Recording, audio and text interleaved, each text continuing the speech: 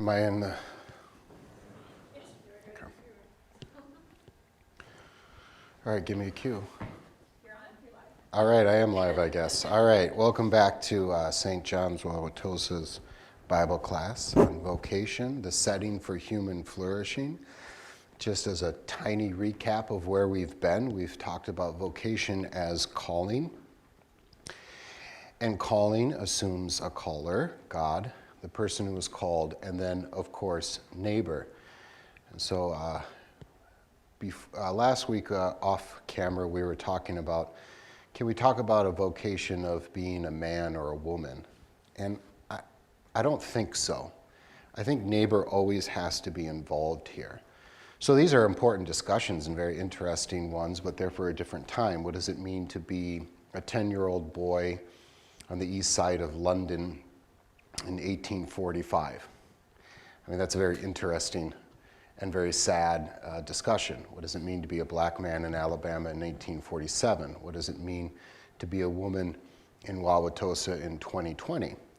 Those are all important things, but they're very curved inward things. And I don't mean that negatively, but it is a curved inward thing, and vocation is always an outward thing. So what does it mean to be a man? Well, the question for vocation is, what does it mean to be a friend? What does it mean to be an employer or an employee? What does it mean to be a father? Neighbor is always involved and in view when we talk about vocation.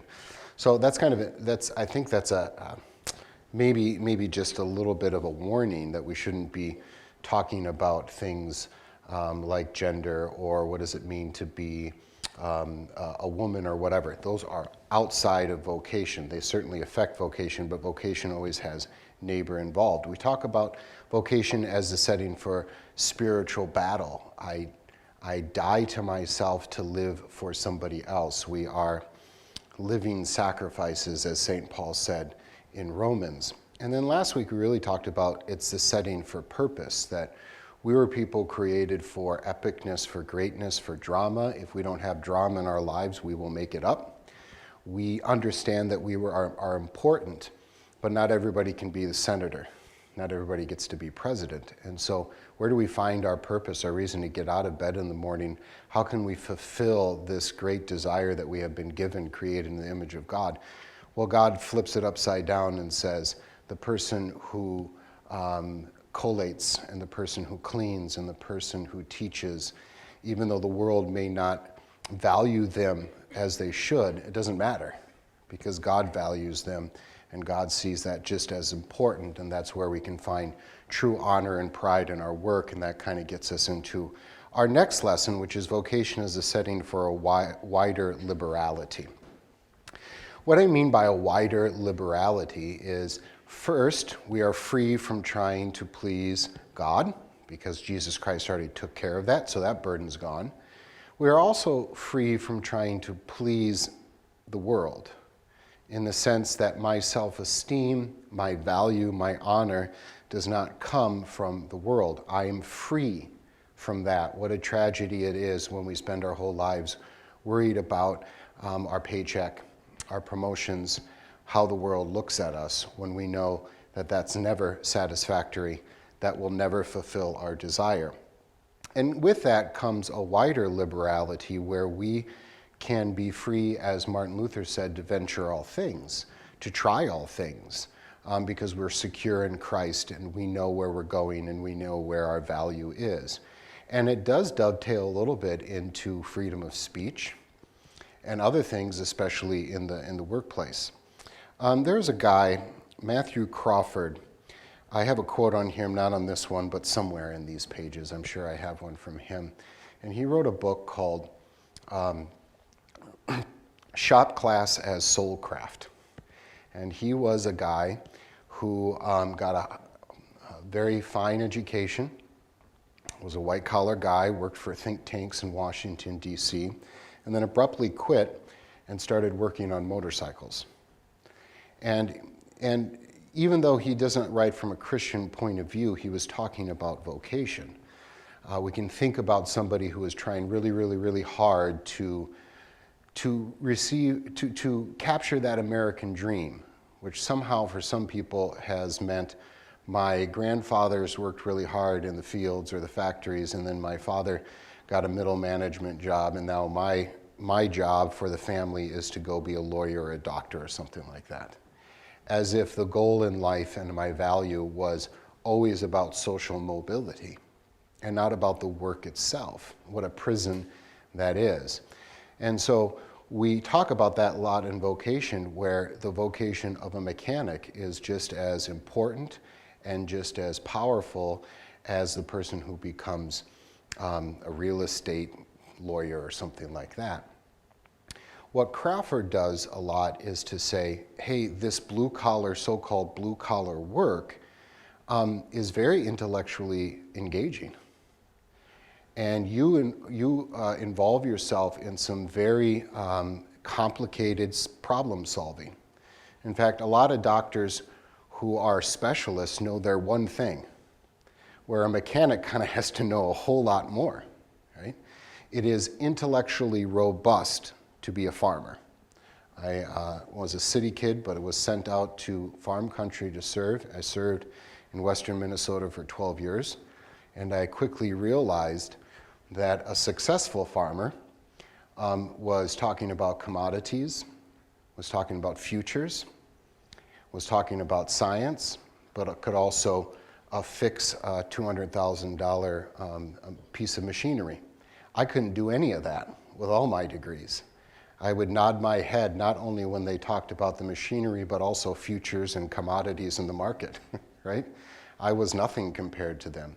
And so the idea that you somehow get into a white-collar job and you're smart and everybody else is dumb is just not true.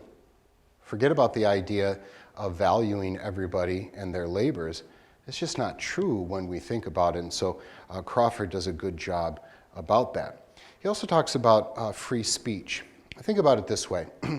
I think in the United States especially, but let's say late capitalism, the era that we live in right now, we got a lot of middle managers.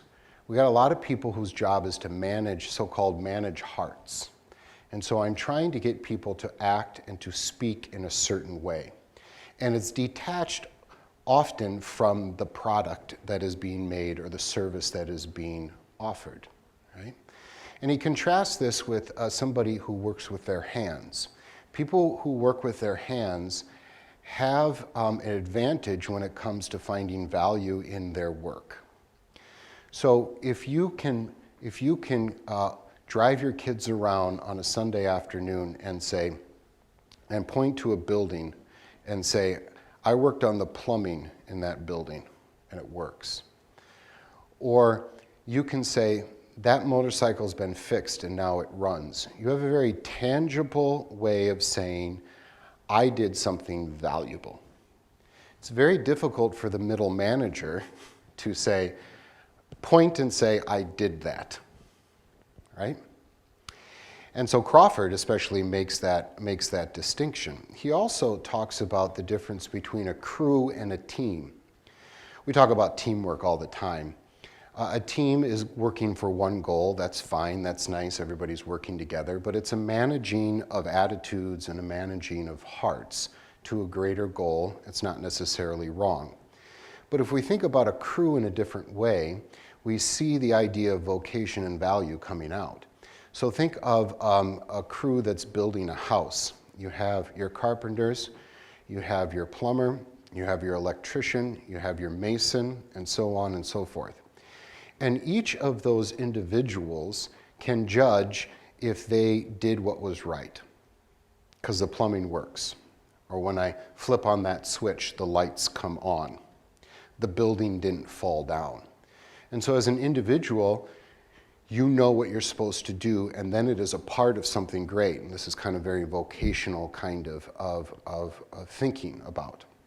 And so I think it's important for us to be able to say, I did that, or rather yet, God did that through me. Now, if you're in a place where it's about managing attitudes and hearts, and it's about brands, it's about making money for the company and that's it, it's harder to see your value. And when you're on a crew, and you have your individual value, you can speak the truth. You can speak to the foreman, listen, I'm the mason, I know what I'm doing here, right? It's much harder when you're in something that is a managing of hearts types of situations. And yet I would say that you can even find value in those situations, even though it is a little bit more difficult, right? Where you can say, I'm still a part of this greater thing. And I'll come back to that when I talk about maybe an accountant in a little bit later in the lesson. Maybe a couple other things along that line. Albert Schweitzer, the great medical missionary from Germany who went into Africa, he wrote a couple comments about the people that would come and volunteer in his medical missionary situations in 19th century Africa. And he kind of got sick of what we would call liberal do-gooders. Now, I don't, that's a loaded phrase, but what he meant was this.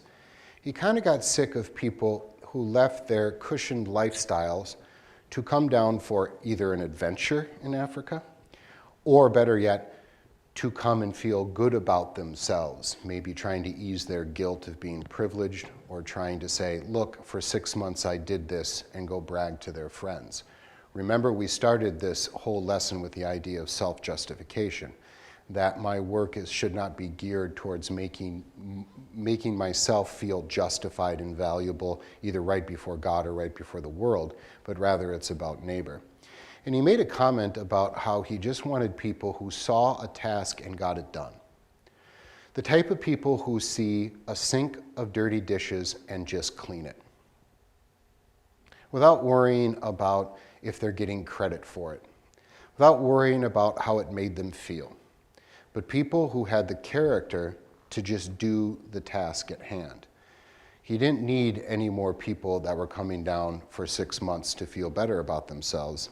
He needed people that would just work. And I think that actually is, even though it seems the opposite of freedom, it's actually true freedom. Because somebody who is truly free from worrying about their reputation or whatever just does the work.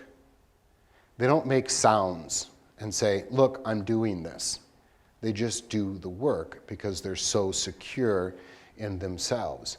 And I bet you that you have met somebody in your workplace or in your family that maybe the old grizzled vet at whatever it is that we're in, and just speaks truth, right? And maybe is sometimes a little offensive, right? And maybe they complain a little bit, usually about the younger generation who doesn't know how to do this or whatever. And yet at the same time, there's something admirable about that they don't really care so much about the reputation of the company or themselves. They care about the work itself. They're engrossed and lost in the job, and we'll come back to that as well. I'd like to talk about something with the church called neo-monasticism. So we also started off this lesson talking about Martin Luther and how he's cloistered away. He wasn't really cloistered away, but the idea of an Augustinian friar, the monastic system, a monk or a nun, being cloistered away, set aside to do God's work, to pray and do all these things, while everybody else, the lowly masses, were just doing their thing in the physical, gritty, dirty, fleshy world, right? And he flipped that upside down by saying, by reorienting the ethical orientation, right? No longer is it between man and God, because that is done by Christ, but rather it is horizontal towards neighbor, love of God through the masks of God to neighbor. The idea there, of course, that was so wrong was the idea that the monks were somehow holier. The nuns were doing the true work of God, and the mothers and the cobblers and the soldiers and the lawyers were not doing the work of God. It has been pointed out that in American Christianity we have the same problem, and it's called neo or new monasticism. The idea here is that church work is more important than regular day work. So on Father's Day, let's just say, since it's Father's Day, The preacher gets up and he talks about the virtue of being a good father, spending time with their children, being sacrificial, and it's all nice. And then in the bulletin it says, Monday night we have our council meeting, Tuesday night is the building fund, whatever. Wednesday night is Bible class. Thursday night is this, that, or the other thing. And guilt is heaped upon the fathers and the mothers and everybody else that you better be here. This is important. This is important. The church comes first. The spirituality is more important than the physicality of the world. And it's a mixed message, to say the least. The idea, once again, is unless you're doing church work or spiritual work, somehow you're a less Christian than the person who is working the 9 to 5 and then some, right? And I think we as preachers need to work against that. And I think it is two ways. One is don't heap guilt on other people. And to say, when grandma goes to granddaughter's flute recital, and has to skip Ladies' Aid, we applaud that. We applaud that. We say, you're doing something in the world that is good. You're doing a God-given thing. The second thing is stop having meetings all the stinking time. There's this idea that we have to have an active church in order to be a good church. No. I say lock the doors of church. No, leave them open for prayer and study. But we don't need to make work so people can feel good.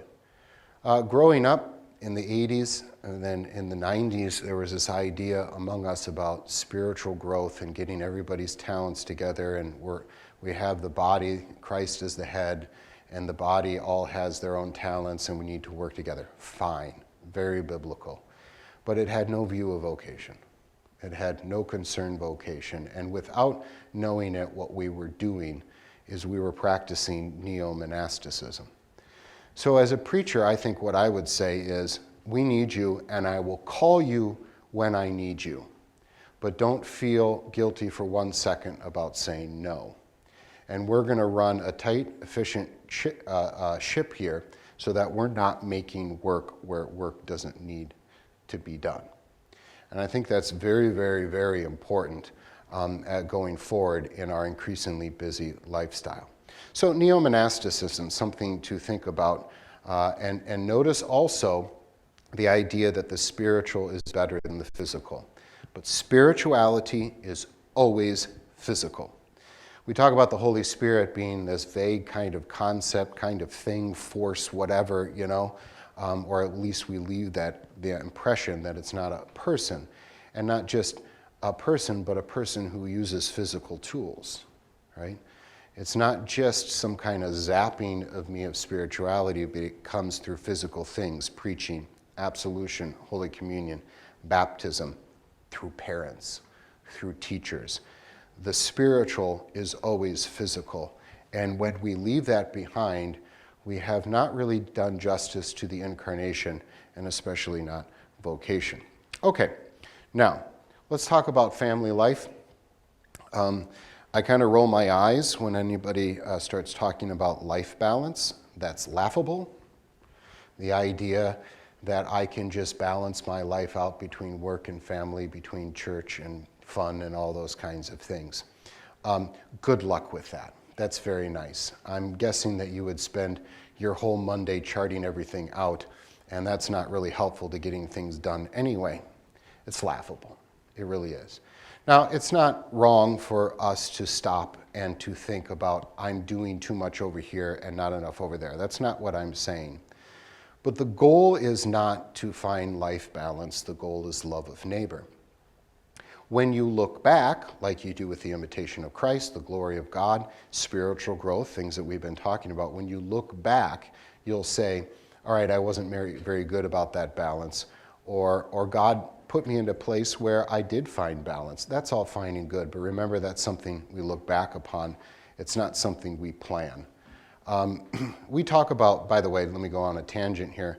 We talk about plans too much. But But love knows no program, and love knows no plan. Let me say this that may jar you a little bit. God doesn't have a plan for you. I know you've been hearing it since you were 2. God doesn't have a plan for you. He has a plan for your neighbor. God doesn't have a plan for you. He has a plan for your neighbor. Quit being so curved inward. Oh, he has a plan for you. I know he does. But that plan is through other people and their vocations. You're the object of the love of God through other people's vocations. Don't worry about that. Worry about what God has for you, which is a plan for your neighbor. Get up and go do what is placed before you. Don't worry about the plans that he has for you. Those plans to prosper you will come through other people and their vocations. So love knows no program. Martin Luther was very, very careful about not trying to take sanctification, spiritual growth, the imitation of Christ, and do a set plan. That's a law thing. That is a law thing.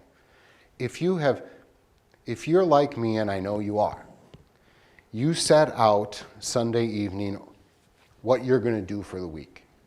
I have never once had a week where that plan was fulfilled. Ever. Ever. And I think I know that. I don't always live it that way, but in the back of the mind, I know that that's never going to be. And why doesn't that happen? Because things come up. No. Neighbors come up. Neighbors are thrust in front of me, and my plans change, which is okay because my plans stink anyway. My plan was for my neighbor. So, the mother of toddlers, who's got everything charted out, every meal for the next month, every doctor's appointment, every play date, her own work schedule, all of these things, the holidays that are coming up, the books that she wants to read, the gardening that she wants to do, the volunteering that she has signed up for. And that's just half of life because she also works and she has all of these things to do at her important job, whatever it is. And she has set herself up with law. And by mid-morning Monday, probably at the latest, the plans get derailed. And she, because she has set a law, a plan for herself, and has failed at that, she feels like a failure. She set herself up for the law, but if you live by the law, you die by the law. Instead, her attitude should be, who is the neighbor in front of me that needs me the most right now? And that's where the love goes. That's where the planning goes. So the father does not need to feel guilty about saying, I can't go to the 3rd Little League game this week because I got to go and do some work at home for my occupation. Nor should he feel guilty about saying, you know what, that promotion and that new salary looks real juicy, but I know that I have a family that needs my time, and so I'll say no to my employer. Why? Because the neighbor in front of me that needed the love most, that's where I'm going to go. That's where I'm going to go. So as a pastor, we have the best job in the world and the worst job in the world. Don't let any pastors complain about their time and stuff like that. It's the best job in the world. Whatever job can you say, yeah, I can have the dentist appointment at 11 o'clock in the morning, that's okay, because I'm not punching a clock at a factory. It's the worst job in the world because if somebody calls Saturday night, you go. Many of my friends, it only happened to me once, have cut short vacations halfway across the United States and said, we're going home because we got a funeral. And I'm going to be preaching at that funeral. That's okay. That's okay. And it was also okay for me to say, not now, Mildred, I can't come over. I'm coming over tomorrow. It gets messy, but what is the neighbor? Who is the neighbor in front of you that needs your love the most? When you look back, yeah, there was life balance. But if you set yourself up with the goal of life balance, well, I'm laughing at you, and 10 years from now, you're going to laugh at yourself too. Love knows no program. It goes where it goes. Okay, with that said, we should have a little bit of gospel here, and that is God's work will get done with or without you. Oh my goodness, this is the thing this is what you need to tell to your pastor. That God's people are going to be in heaven with or without you. Yes, it's true that pastors have to stand before God and give an account for what they did. I get that.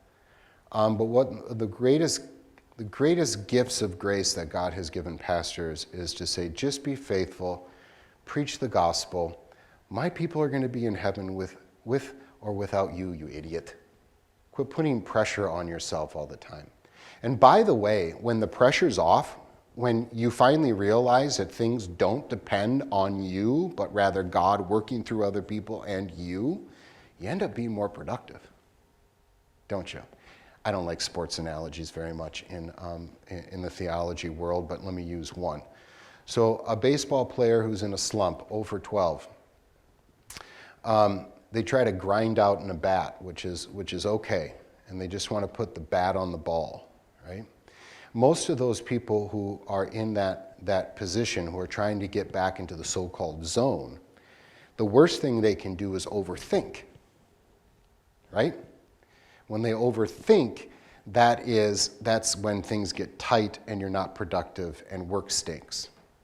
You want to get into the zone where you're not thinking, you're just doing. And I think that when you're free from that pressure that everything depends on you, it's not that you become lazy, you actually become more productive. And I think that's true in any vocation, and I know that you've experienced that as well. Let's think about it this way. Let's think about a Venn diagram, right? So 2 overlapping circles. To illustrate how God gets his work done with or without us idiots. So circle number 1 represents, since it's Father's Day, a father's love, a father's vocation to his daughter. So, sphere number 1, father-daughter. Sphere number 2 is the father's father-in-law, the daughter's grandpa. These 2 spheres overlap. They're both geared towards that little girl in love and vocation. They overlap. Both are going to go to the dance recital or the softball game.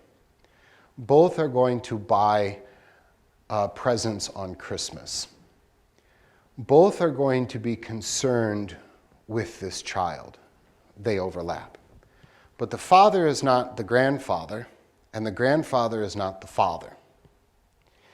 And that's a hard lesson, especially for both, but especially for that father-in-law.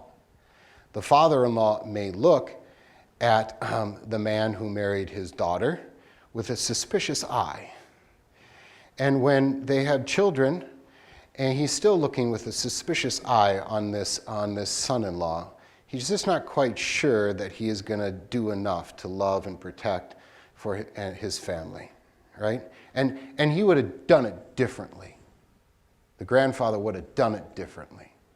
But the grandfather has to keep his mouth shut because he's not father. This is a very important lesson, that I'm called over here, and that may mean I'm not called over there.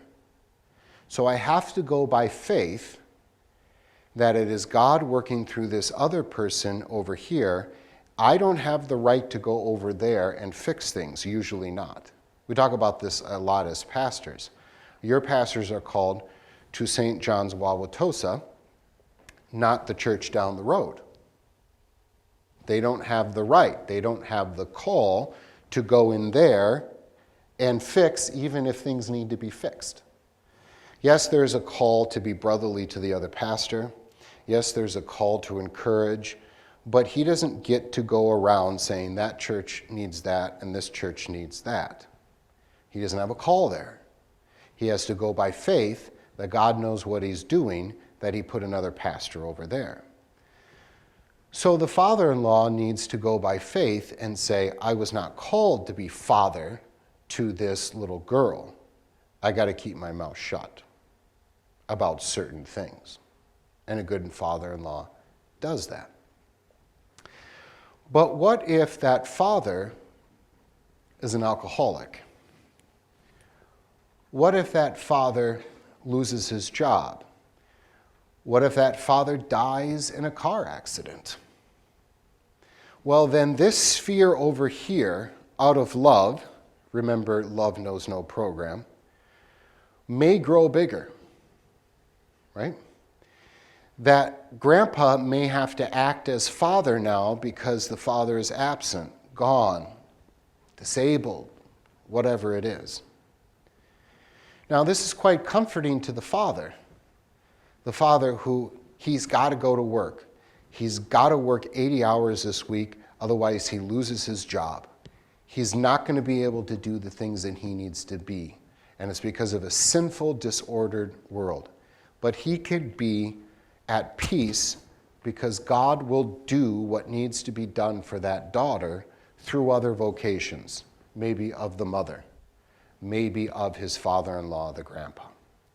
Now notice that this is all because of disorder, right? In a perfect world, you have those two spheres that overlap over here, but each has its own sphere of influence, love for this little girl.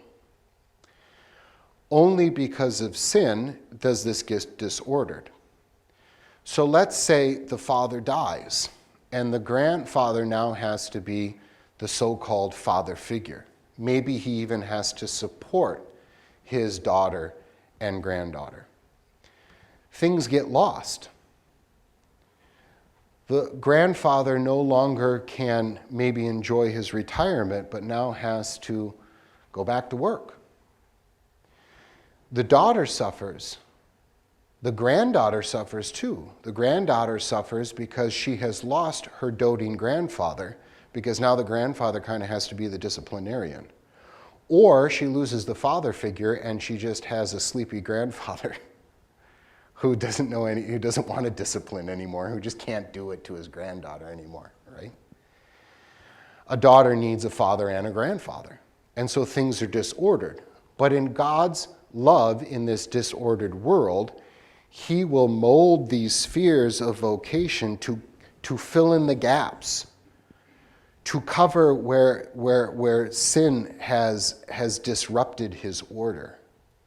And so I can be at peace as a father, for instance, that if something would happen to me, God still will serve my children through a variety of other vocations, my friends, my brothers-in-law, my father-in-law, my father, my wife, my mother, my mother-in-law. All those things will fill in the gaps. And that's a beautiful thing. The message finally is this: God will get his work done, and his people in heaven, don't worry about it. Free yourself from that burden. Remember when we talked about the ethical obligation actually being on God and not the person. So it was always wrong for somebody to judge, unless you're a judge. And then God says it's your call to be a judge, and you need to do it, and if you don't do it, you're sinning against your vocation. So the responsibility, the ethical responsibility, is on God, who uses people. Yeah, we have an ethical responsibility to our vocation, but it's finally on God to get the work done. And so finally it is on God through me to get the work done. I can fight against that, but since God is in control and it's his responsibility, I can be at peace. And once again, this does not make me lazy, but it makes me more productive because the pressure is off. All right. Let's talk about losing yourself in the craft of your job. Once again, let's go back to that idea of somebody who works with their hands versus somebody who is in middle management or something like that. And they made the case that it's easier for the person who works with their hand to say, I did that. to drive their kids around on a Sunday afternoon and say, look at that building, I did that, in the right amount of pride. But it's very difficult for somebody in middle management. Think about, I don't know if we do this anymore, but think about go to work with your parent day at the local school, right? Now when we think with our adult minds that it's better if you have lawyer, doctor parents who make a lot of money and give you this privileged life. But you didn't think that when you were 5 or 6 or 7 or 8, right? We got a lot to learn from those children, right? So the 6-year-old boy runs up to the big windows in the front of the house and jumps on the back of the couch and looks backwards out the window. Why? Because a garbage man's coming. How cool is that? Riding along on that back of that truck, right? Doing something, right? And he gets to be 8 or 9, and it's go to work with your parents' day. And he goes to mom's work, and she's an accountant. And he is bored stiff, even though mom makes 6 figures. And Johnny's little friend, his dad works at the local auto mechanic shop, and he had the best day of his life, right? So it is very difficult, once again, and we can to try to point and say, I did that if you're in management. Once again, I'll say that management's still important, and we'll get to that in a second. Let me put a bow on that other thought, though. Matthew Crawford and others have made this point as well, that it's very difficult for somebody, again, maybe in the managing of heart's business, the managing of attitudes and of brands and stuff like that, rather than making something tangible, to relax. First of all, you're just not being physical during the week. But also, it's very difficult to say, I lived this week, when you just pushed papers around, when you were just manipulating numbers. And so the weekend is where a lot of people who usually have means, they go live. So they look at their life's work and they say, I am going to be this because this will give me a good lifestyle. Usually what that means is money. To buy a house, to provide for the family, to do fun things. And so they're miserable 5 days a week. And they got to put all of their life into 2 days, Saturday and Sunday. So they're going to go rock climbing. And they're going to have a boys' weekend out in Vegas. And they're going to do all these things that make them feel alive, right? Because they don't feel that they've lived during the week. It's very hard for that person to actually relax. But the person who works as a mason can come home and truly relax. He knows what he did. He knows if he didn't do it well or not, because either the building's still standing or it fell down. And he can actually relax. He's already lived, and he actually can get his Sabbath rest. Too often we think about life's work as a means to an end, and the end being the weekend, 2 weeks of vacation, and then finally retirement. And so you can have a person who says, I love working with my hands. I wish I was a landscaper, outside every day with my hands in the dirt. But it's not going to make me enough money to have the goals that I want to reach. A house in the suburbs, a vacation home up north. And so he's miserable all the time so that he can live just for a vacation and for the weekends. Who has it better, right? The person who did go where they were intended to go and didn't worry about money and those things. So when you ask your nephew, your granddaughter, your young daughter or son about their future, may I suggest that you don't ask, what do you want to be when you grow up? Although that's a fine question, but rather, what do you think you'll be? What are your talents? What are you good at? Maybe you could do that. I think that's a better way of thinking about it, because eventually those little boys and girls start thinking about money, and they start going down paths that will make them money and not really fulfilled.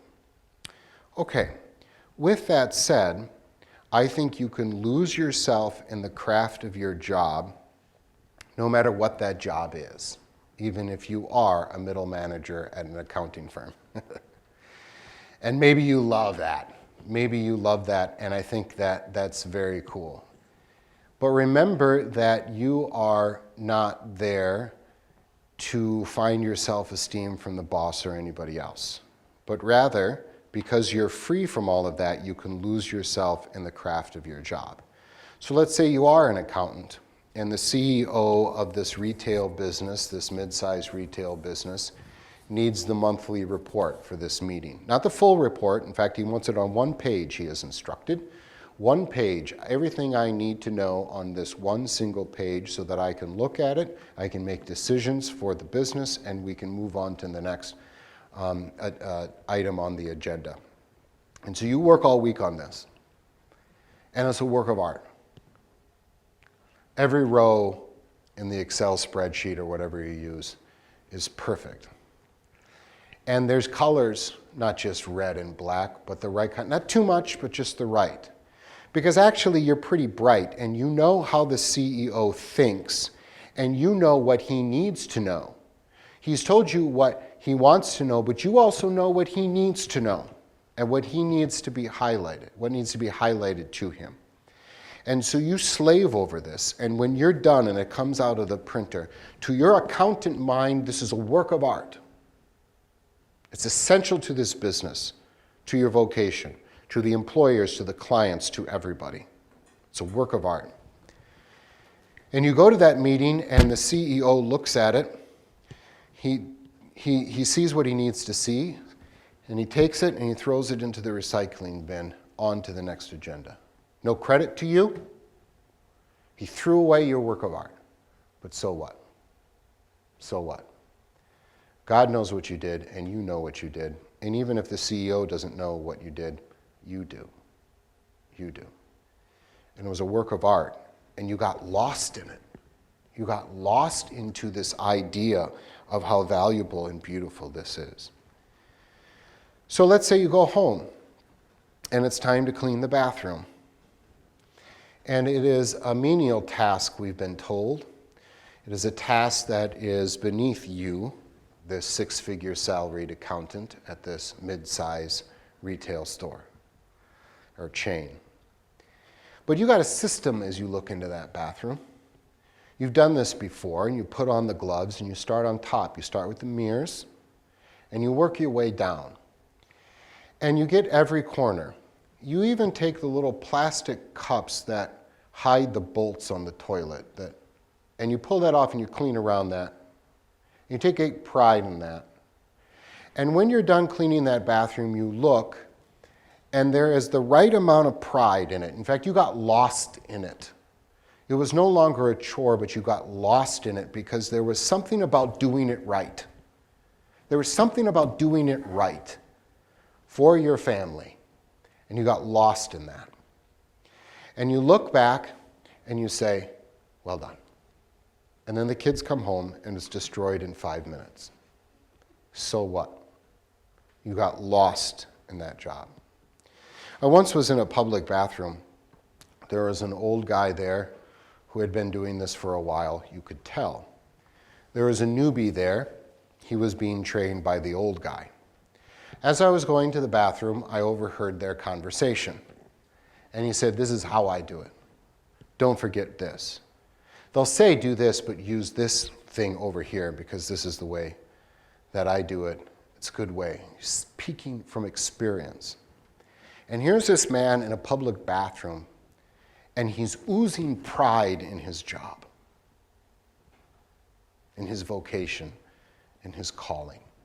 He got lost in the thought of cleaning this public bathroom, and he was trying to pass on not just his experience and his expertise, but his pride to that new generation. He got lost in that. He didn't care one bit if I heard it or heard it. He didn't care one bit of what I thought about his job and his standing in life. He was lost in his job. When you talk to somebody, sometimes it gets a little annoying, but you ever talk to somebody who's so engrossed in their job that at the cocktail party, they're going to talk about the intricacies of their job and you don't care one bit about it, right? And about the client, and about how this law changed something, and about how whatever. I had to build yesterday a portion of a fence. Couldn't find treated 4x4 lumber. I had to go to 3 different stores and I finally found it. I finally found that one piece that I needed. And the middle-aged guy who was there saw me pick up that and he's like, slim pickings. I said, I know, this is the 3rd store I've been to. And he followed me to the cash register. He should have been working, but he followed me to the cash register and I sat in line. We had a 10-minute conversation about how COVID-19 has disrupted everything and that the mills weren't working. Now, the mills were working to give us regular lumber, but it takes time to treat that wood, to put the chemicals in there, right? And so we're behind on the treated wood. And last year, they had more treated wood that they could swing a cat at, and now they got nothing. And they're here. He's telling me about how they're going to share a load with this store in Kenosha, and over and over and over. This guy's making $15 an hour. He was working at Lowe's, but he was lost in his job. And he couldn't help but share with me all the intricacies of his job. That's a beautiful thing. And I think that you can lose yourself in any job that you can. Now, who do you want working for you then, if you are an employer? Who do you want working for you? Somebody who gets lost in their job and has the pride, and the last thing they think about is their paycheck and stuff like that? Or do you want somebody who says, this is a means to an end, usually a paycheck? You know the answer to that. Who's more fulfilled at the end of the day? The person who loses themselves in the craft of their job, who talks your ear off about that? Or somebody who says, I hate my job? Who gets to finally relax at the end of a hard day, as opposed to saying, now I gotta live? Who's the better employer? Who's the happier person? Who's the one working for something we'll talk about next week, and that is shalom, true flourishing? You know the answer to that. With that said, these are the types of people that will venture all things, that will take chances, that will say, I will go to school to better myself. I will be the one who will get an advanced degree. Not that you have to. I will be the one who will learn in my job, who will go the extra mile. That's the type of person who may spin off and start their own business, who can venture all things. I think in that freedom, and that by the word that venture all things is a direct quote from Martin Luther. I put that on page 8, somewhere around there. Maybe not page 8, but Luther said these are the types of people that venture all things. Secure in the love of God and secure in their value before men, they are able to venture all things.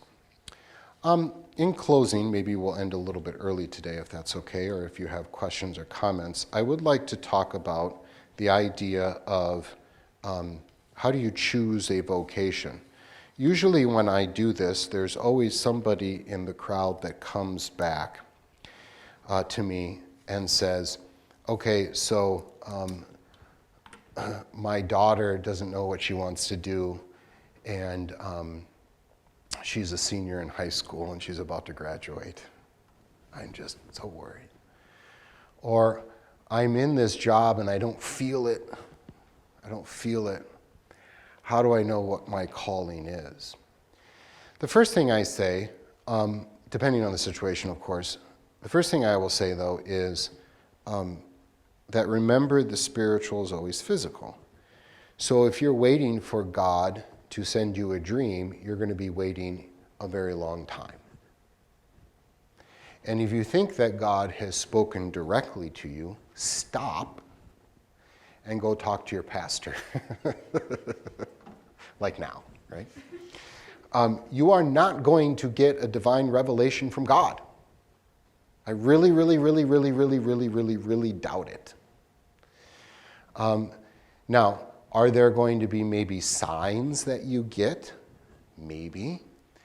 But those are things that are just through the physical world that make you think and make decisions, right? Like, it's not necessarily a sign that you did really poor on the SAT with reading, but through the roof in math. You know, I mean, I suppose you could call it a sign, but maybe it's just, that's what it is. You're good at math. Maybe you should think about actuary sciences instead of trying to be an artist, right? There are going to be parents. There are going to be coaches. There are going to be teachers who are going to say, what about this? That's how God helps you. But more importantly, what God is going to do is he's going to place before you a neighbor. And he's going to say, here's the neighbor I want you to serve. And by the way, a lot of times it's not going to be about your talent. In a perfect world, and we should strive for this, that we take people, especially who are not, for lack of a better word, privileged, who have socioeconomical hurdles in front of them that many of us do not. That we identify that talent and try to get them into the job, the occupation where their talents can be used. Right? It is a tragedy that we have so many people saying, I want to be a doctor or a lawyer because it's going to make me money and I can afford the school to get there. Instead of looking at somebody who says, you got the talent to think that way, that's what you should do. And forget about social mobility, either up or down. That's a tragedy, and that is the fault of our leaders, and me included, of not truly fulfilling our vocation, in whatever vocation that may be. So, God's going to place before you neighbor. Maybe you have a philosophical mind, and so you get a PhD in philosophy. We need more of those. But there's not a whole lot of jobs for that. And so you may be working at Burger King with your PhD. So what? Be the best burger flipper there is at that moment. What's in front of you right now? What is in front of you right now? Vocation is always in the here and the now. That doesn't mean that you don't strive for something else. Not at all. But it also means that you don't need to be dissatisfied with what you have right in front of you. If it's to be a parent and you have to put away your dreams of whatever career for a while, that's honorable. If it means that you have to go to 1,000,000 years of school, that's honorable. If it means it's the only job you can get right now because the economy is either slanted not in your favor or it's just a bad economy in the first place, it's still honorable because it's not about you. Lose yourself in the craft of your job, and God will put you where he needs you.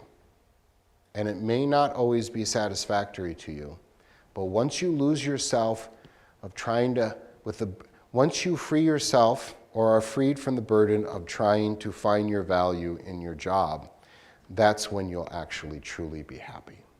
You'll truly be happy and prosperous. I can almost guarantee it. And if you don't get that inheritance, if you don't get the right amount of credit, if you don't get that joy until heaven, well, that's all right. Heaven's still a pretty good prize at the end.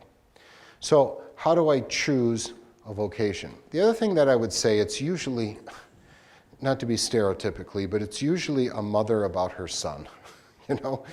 She wants her son to be respectful and thoughtful and a good student, all that kind. And maybe the kid's, as a junior in high school, is a bit of a bonehead, right? And she's worried about him, and she's worried not just about him in an unselfish manner, she's worried about herself. She's pretty sure her son's going to live in her basement till he's 35, right? He's lost. He's a lost soul, right? We all know people like this. One thing I would say is people tend to blossom at different ages. You ever notice that? We have set up in our society that you're supposed to blossom at 18. Like high school takes on far more social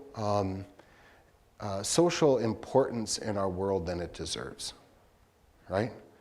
Like, this is everything when you graduate. These are your senior pictures. These are the best you're ever going to look, and we're going to label everything most likely to do this at 18. Come on, people blossom at different times. I'm not the brightest guy in the world. I have lots of degrees, but that's mostly because I paid schools to give them to me. I have some talents, but one of them was not a studious student. I was a terrible student, and I have the grades to prove it. And there is not one teacher I had from kindergarten to college who would have imagined me teaching college. Not a one. And I don't blame them. I don't think they didn't believe in me. I gave them no reason to believe in me. If the teacher told me to read this book, I would read another one. I was that kind of student. And I wasn't bright enough to overcome all of my obstinance, right? I like to think that maybe I blossomed a little bit later in life. It clicked for me. I think about that with my children. I can almost bet, I'm like, that's the age it's going to click for her. And so I'm not so much worried right now that she doesn't have her act together. Because I can sense it's going to click for her at this moment. Some people blossom later, and that's okay. The second thing I would think about is don't put your dreams on your children. This is maybe counterintuitive for a college professor to stand up and say you don't have to go to college because people going to college means I have a job. But we do put too much emphasis on going to college. Like somehow it's beneath my daughter to be a mechanic. Nonsense. Absolute nonsense for all the reasons that we've been talking about this past month. If the kid is good with his hands, then put him in that position. In fact, if he's got no college debt and goes out and starts working right now, he's probably going to be better off financially anyway. And if he loves what he does and loses himself in that craft, he's going to be fulfilled. And believe me, I personally very much value the people in the trades because I cannot do what they do. And when my wife tells me, why can't you fix this? My answer is, I respect the vocation of plumber too much. And it is. I can do some small plumbing. It's as much a work of art as it is science and engineering. It is. And I respect that as I'm cursing under my sink. I respect that. It's honorable. It's honorable. And so your child does not need to make six figures. Your child does not need to go to college. But here's the last thing I usually say is I ask them, what high school did they go to? Because I think that's important as well. If they went to a high school that made them read Shakespeare, that had a fine history department, that made them think, like the high schools of old, right? That put in front of them the great classics, that challenged them, that gave them the chance to be a well-rounded, thoughtful citizen, then go. And if your calling is to be whatever it is that doesn't need college, then go. Free from any worry. But I think if they went to a high school where they didn't learn how to think, that's problematic, and maybe college is worth it. Even if after 4 years they end up being something that didn't need that 4-year degree. We need thoughtful mechanics and we need thoughtful janitors just as much as we need thoughtful lawyers and thoughtful politicians. And so the gift of education is very important, not just so that you can get a job. It's the wrong way to think about education, but rather it is something that gives us the ability to be well-rounded and to be thoughtful, to be ethical, to have a good view of the world, that we cannot just jump from political movement to political movement, but that we can be thoughtful and independent thinkers. And we need that. And Matthew Crawford, the guy I've mentioned a few times, was that, even if we maybe not agree with all of his conclusions. He was a thoughtful person about his blue-collar job and about the world, and we need more of that. So something to think about when you're trying to choose a vocation. Vocation is always in the here and the now. What's in front of you? That's honorable, no matter what it is. Number 2, listen to all the people that God has given you. He's not going to give you a sign. He gave you something better than a sign. He gave you teachers and pastors and coaches and parents, right? And notice that he's giving you the ability to kind of choose, at least in a small way. Oh, when you look back, you're like, God chose this for me. But right now, you should think about it as your choice. Think about your education and the education of the person who's trying to choose a vocation. Are they a well-rounded person? And then go. Venture all things with freedom. That's what it's all about. All right, I'm done.